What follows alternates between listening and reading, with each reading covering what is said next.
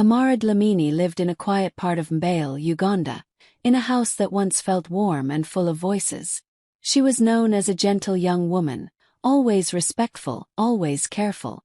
She was engaged, and everyone knew she was waiting for her wedding day. Then one morning everything broke. Her fiancé died suddenly. No warning, no goodbye. Just a knock on the door and news that stole her breath. Amara cried until her chest hurt. She cried for the man she loved and for the future they had planned together. A few weeks later she realized she was pregnant. At first she felt fear, but also a small sense of comfort. A part of him was still alive inside her. She thought her family would hold her, cry with her, and help her heal. Instead, the house changed. The silence became heavy. Her mother stopped looking her in the eyes. Her father sighed loudly whenever she entered the room. Whispers started before Amara even spoke. She heard her aunt telling her mother, "People will talk." One evening her brother asked sharply, "So now you bring shame to us?" Amara tried to explain, her voice shaking, but no one listened. To them, the pregnancy was louder than her grief. No one asked how she was sleeping. No one asked how much she missed him. In that house, Amara learned her first painful lesson. Sometimes shame speaks faster than love. When Amara went into labor, there was no excitement in the house. No one rushed to boil water or call a neighbor. She labored quietly, biting her lip so her cries would not disturb anyone. When the baby finally arrived, small and warm in her arms, Amara smiled through her tears. For her that moment felt like hope. For her family it felt like proof of shame. Instead of congratulations, her father looked at the baby and turned away. Her mother did not hold the child. She stood at the door and said coldly, "You have embarrassed us." Amara's heart sank. She waited for anyone to say something kind. Nothing came. The baby cried, and Amara held him closer, whispering apologies he could not understand. Days passed, and the house grew colder. Her brothers stopped talking to her completely. If she entered the room, they left. If she spoke, they acted like they didn't hear. Once, Amara asked her younger brother to help her carry water because her body still hurt. He looked at her and said, "Ask the man who did this to you." Then he walked away. Amara sat down and cried on the kitchen floor. Her mother became the sharpest voice in the house. Every mistake turned into an insult. If the baby cried at night, her mother complained loudly. "You see, this is what you brought into this house." One evening, as Amara washed clothes outside, her mother said the words that cut the deepest. "No man, no respect. A woman without a husband is nothing." Amara felt her chest tighten. She wanted to scream that the man she loved was dead, not gone by choice. But her mouth stayed closed. The house that once felt safe began to feel like a prison. Amara stopped eating with everyone. She stayed in her small room, nursing her baby in silence. Even simple things became painful. When visitors came, her mother hid the baby and sent Amara away. She heard people laughing in the sitting room while she sat alone, feeling erased.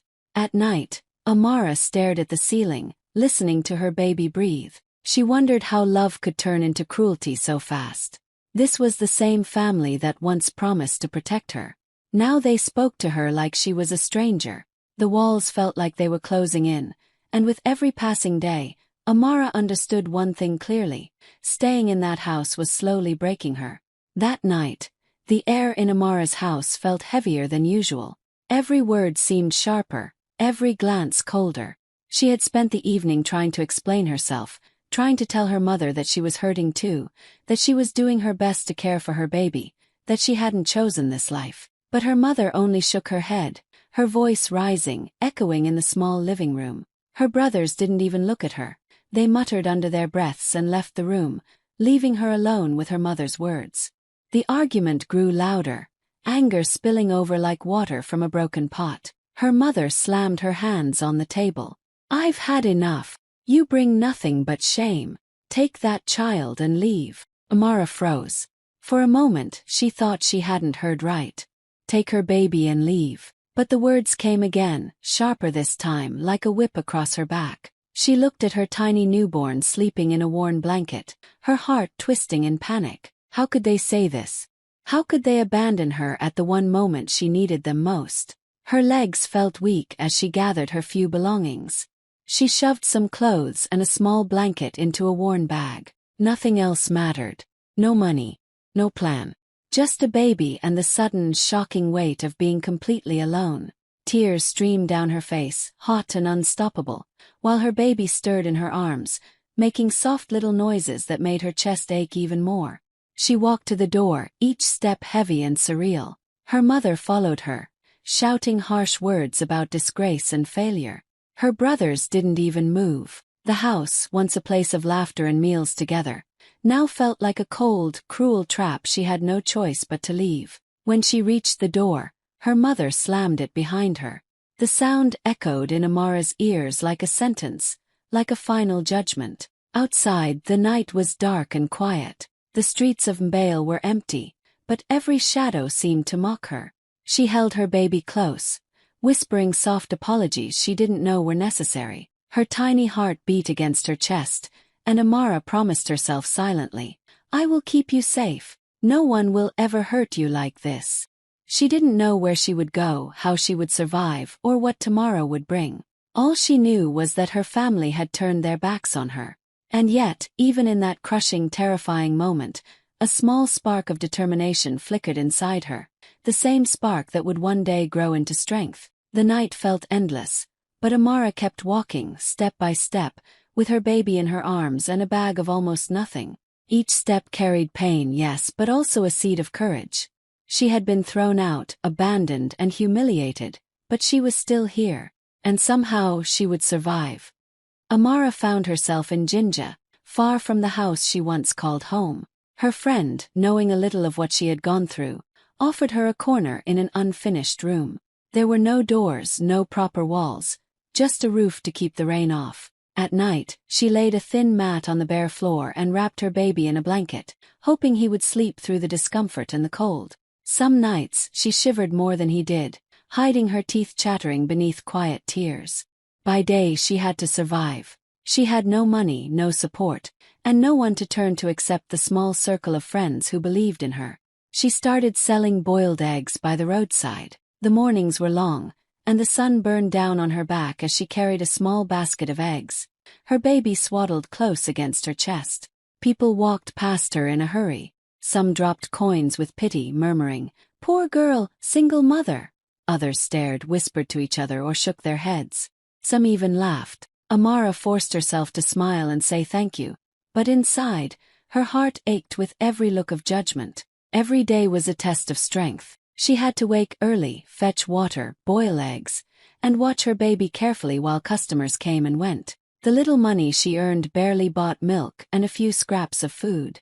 There were times when her stomach growled, and she had to eat last, giving the best to her baby first.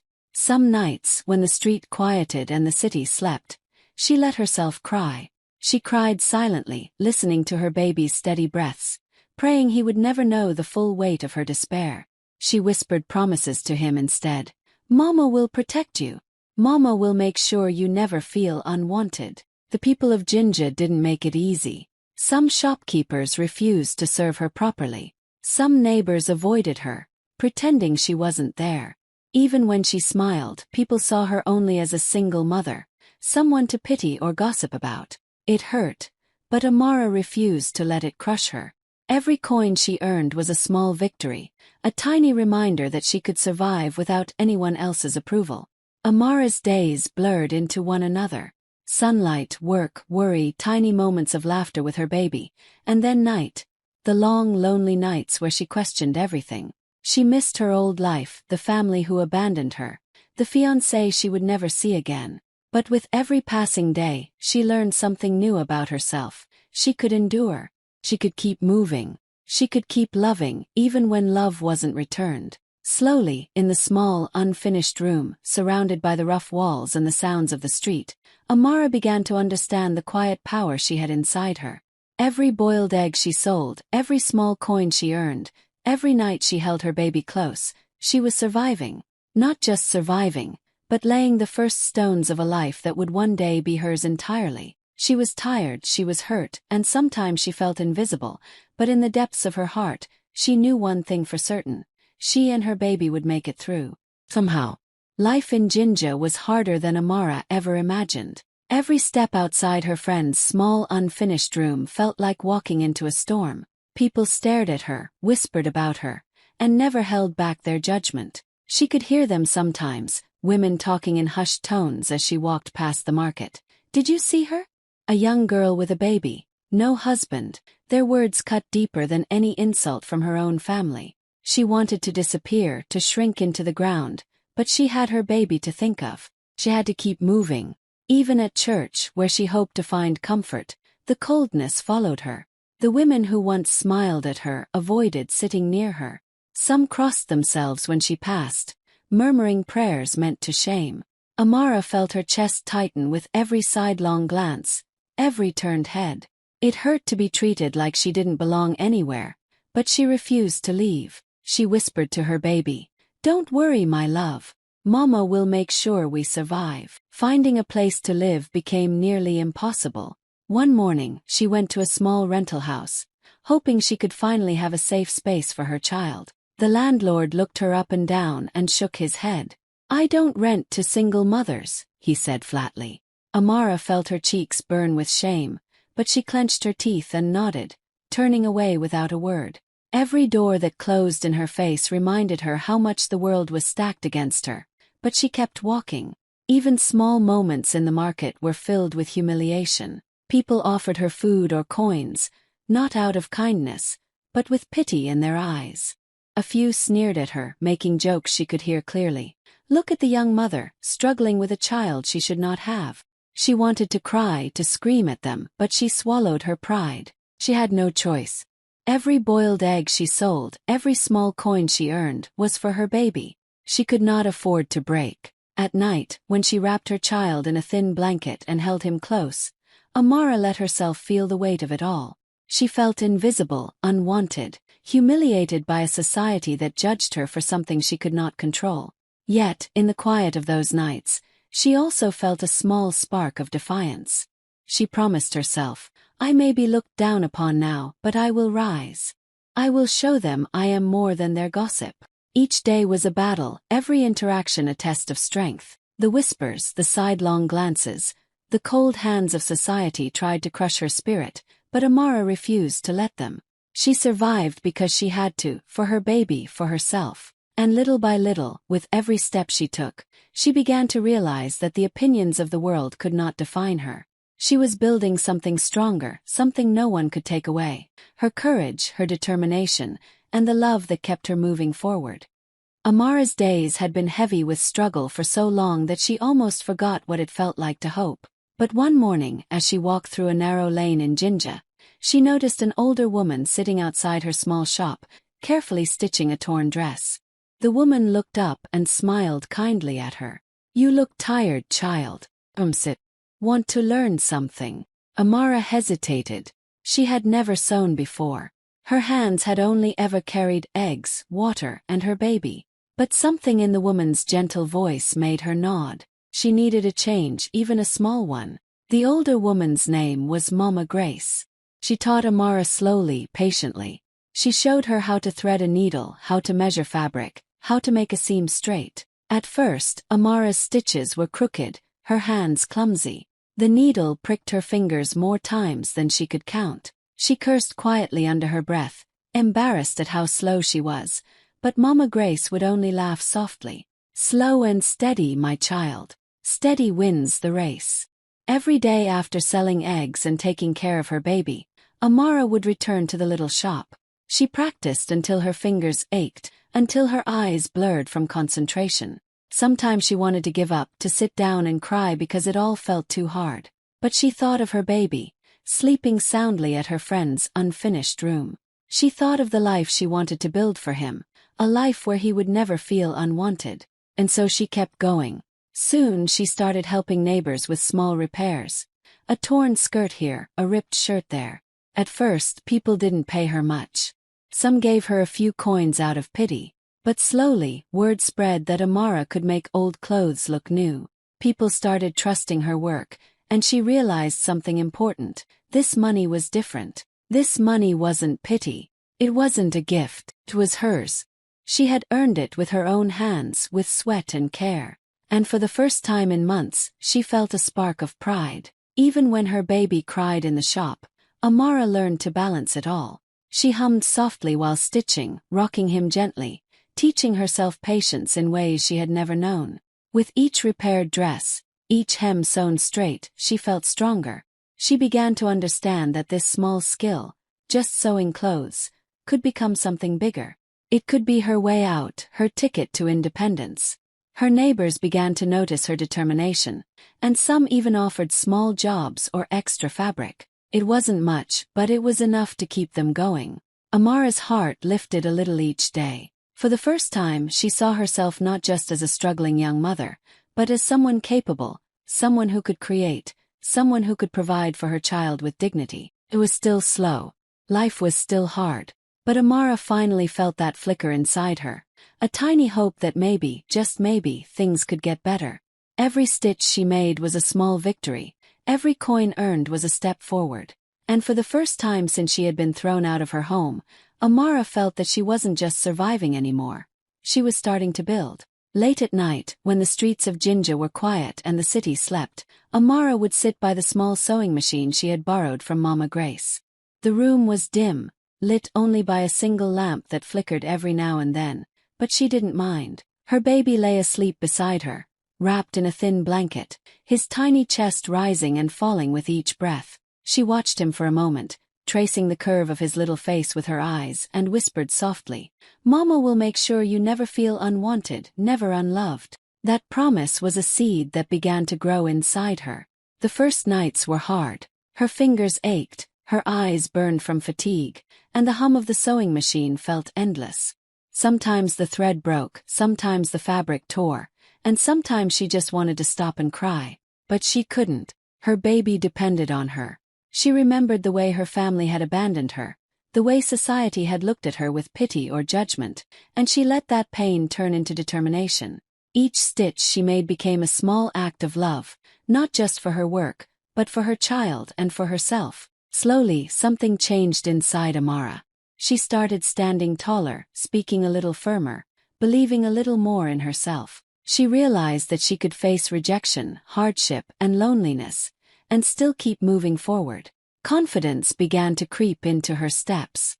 When neighbors asked her to mend clothes or create simple designs, she no longer hesitated. She smiled as she worked, showing care in every seam, pride in every stitch. People noticed. One neighbor told another, and soon, a few women came specifically to Amara, asking her to make small clothes or repair old garments. The feeling was new and strange. People seeking her out for her skill, not judging her for her past. Every little compliment, every coin earned without pity, fed the fire inside her. Amara began to dream again. She imagined a life where she could provide for her baby, a life where she could stand tall without anyone mocking her.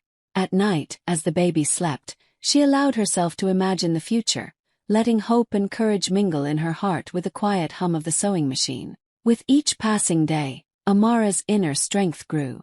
She learned that her hardships didn't define her, her choices did.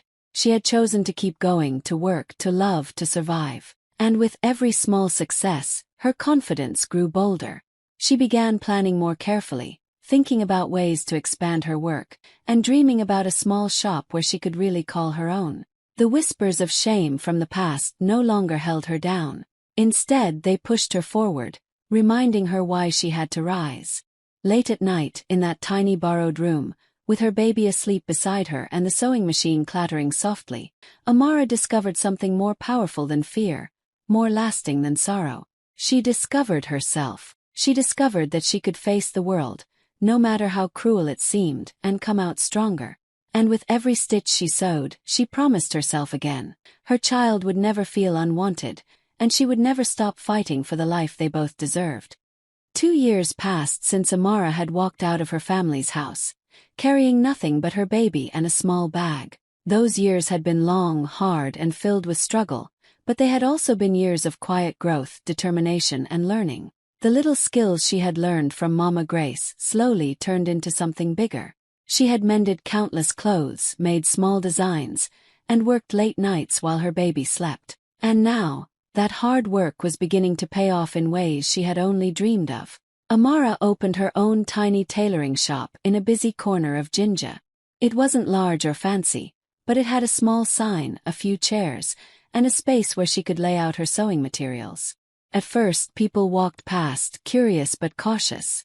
Then word spread. One neighbor who had seen her dedication recommended her to another, and soon women began lining up at her little shop. They wanted their dresses repaired, their skirts redesigned, their clothes made beautiful again. Every smile they gave her, every compliment, made her chest swell with pride. The women she helped didn't pity her. They paid her for her skill, for her hard work, and for her creativity. And with each payment, each piece of work, Amara felt herself growing stronger. She realized that she had earned something no one could take from her: respect. People in the market began to whisper her name with admiration. Amara Dlamini, the girl who makes the best clothes. The same neighbors who once avoided her now asked for advice on fabrics and colors. The small whispers of judgment that had followed her for so long were now replaced with respect. Even the women who had once stared at her with pity or turned away in judgment now greeted her politely, some even with a hint of awe. Amara noticed them, but she no longer felt the sting of shame. She had worked for this moment, built it stitch by stitch, and she deserved it. Every late night, every tear shed while her baby slept, every moment of doubt she had conquered, it all led to this small but powerful success. Amara's baby, now a little older, often sat by her side in the shop, watching as mothers and daughters admired her work. She smiled at him and whispered, "See, my love, we made it. Mama promised you a life where you'd never feel unwanted. And look at us now." The pride in her heart was bigger than any fear she had ever felt. Her shop was still humble, but it was hers. Her name was known. Her talent was respected. And for the first time in years, Amara felt truly seen, not for her past, not for the judgment of others, but for the strength, skill, and love she poured into every stitch. Success had come, quietly but powerfully, and it was sweeter than anything she had imagined. Amara had worked for years, stitching her life back together one seam at a time. She had a tiny shop now, a name people in the market respected, and a baby who had grown into a lively, smiling little boy. She felt proud, stronger, and finally in control of her life. But just as she was settling into this new chapter, news reached her that made her pause. Her family, the same people who had abandoned her when she needed them most, had heard about her success. The very next week, her mother appeared at the edge of her little shop. She wore a polite smile, her dress carefully chosen, her hands folded as if in humility. "Amara," she said softly, "I heard you've been doing so well. I wanted to see you, see if you're all right." Amara looked at her, studying the familiar face, but something had changed. There was no apology, no acknowledgement of the years she had been left alone. Her mother's concern felt polished, practiced like a mask. Amara's lips pressed into a thin line. She nodded politely, said a few words, but inside, she felt nothing but quiet resolve. Her brothers came next, visiting one afternoon. They spoke of forgiving the past and moving forward. They asked questions about her work, about the business, and even hinted that she might help them with connections or advice. They acted as though the past, the abandonment, the judgment, the nights she had cried alone, was irrelevant. Amara listened calmly, her eyes steady, her hands folded over the baby she held. She felt no anger. She felt no need to beg for their love or recognition. She had already built everything without them. Inside, her heart had learned a quiet kind of power. Amara remembered the nights she had cried silently while her baby slept, the days she had walked through the streets selling eggs, the early mornings she had spent learning to sew. Those moments had shaped her, made her unshakable. Now, looking at her family, she understood that they were visitors in her life, not rulers of it. She didn't need their approval. She didn't need their pity. She had her child, her business, and her dignity, everything they had once tried to take from her. Her mother spoke again, softer this time. I only want to help." Amara looked at her, and then at her brothers, and smiled faintly, not with warmth, but with quiet strength. "Thank you," she said. "But we are doing fine. We are safe. We have what we need. Her words were calm, almost gentle but firm. She wasn't angry, she wasn't pleading, and she wasn't afraid. The family who had once closed their doors on her now stood before her, but the power had shifted. As they left, Amara watched them go. She felt no bitterness, only clarity. They had come back expecting something from her, but she had already learned the most important lesson of all. Her life, her success, and her child's happiness did not depend on them. She turned back to her little shop, to the boy smiling up at her from the counter, and whispered, "We are enough. We always were." And in that quiet moment, she knew it was true. Amara stood at the doorway of her little shop, the sunlight spilling across her hands as she held her child's small warm hand. Behind her, her mother's voice begged, her brother's words pressed, but she didn't turn around. She had built this life from nothing, from empty rooms, whispered judgments, and nights filled with tears. She had stitched her future with her own hands, one careful, patient stitch at a time. And now, she understood something clearly. She did not owe anyone an apology for surviving, for thriving, for refusing to be broken. Her mother stepped closer, her voice soft but urgent. "Amara, come back home. We can help. We forgive you." Her brothers nodded, saying the words they thought would melt her heart. But Amara's heart was calm, steady, unshakable. She looked at them not with anger but with clarity. "Thank you," she said quietly. "But my life is here. We are safe. We are enough." Her child tugged gently at her hand, and she smiled down at him. He had never known the cold whispers of shame the way she had. He had never felt the sting of being abandoned. In that moment, she realized that everything she had done, every late night, every hard-earned coin, every tear and fear she had carried alone, had been for him. He was her future, her pride, her purpose. Amara took a deep breath, feeling the weight of the past fall away. She stepped forward, holding her child close, and began to walk down the dusty street. She did not look back. She did not second-guess herself. The city around her buzzed with life, strangers moving past, unaware of the quiet victory she carried in her chest. Every step she took was a statement, of strength, of independence, of dignity. "They abandoned me when I was weakest," she whispered to her child, her voice firm and soft all at once. "I built myself when I had nothing, and we will never look back." With that, Amara and her child walked into the sunlight, leaving behind the shadows of the past. She had survived, she had risen, and she would continue to rise, fearless and proud, with her child's hand in hers and her heart full of the life she had earned.